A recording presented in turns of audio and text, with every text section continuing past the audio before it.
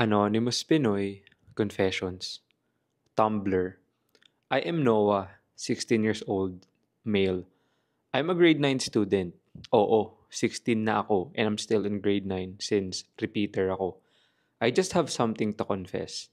There's this one girl in our school na pretty and petite. Your typical grade 9 girl. This happened during our PE class. Nasa grounds kami dahil malaking space ang kailangan para sa activity. Habang nagka-class, umakyat ako sa classroom namin para kumuha ng tubig. Habang kinukuha ko yung tubigan ko, nakita ko yung tubigan ni girl. I don't know what came to me, but I suddenly started drinking water from her tumbler. Yes, sa may inuman mismo kung saan dumadampi ang labi niya kapag umiinom siya.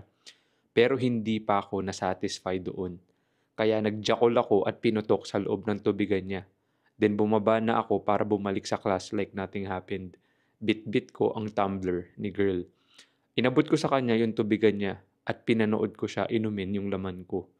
Hindi lang ito isang beses nangyari, kundi every time na ako lang mag-isa sa classroom at nandun ang tubigan niya, ginagawa ko ng paulit-ulit. Pagkatapos ko putukan, ilalamas ko pa yung edits ko kung saan siya nainom.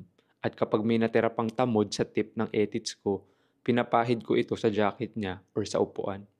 Tangina, hindi ko alam anong nangyayari sa akin.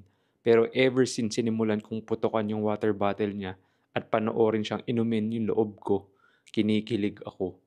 Hindi ko rin maiwasan na sa tuwing nadadaan ang picture niya sa page ko, dali-dali akong pumupunta sa CR para pagsalsalan ito. Kaya ko ito nagagawa dahil gusto ko siya.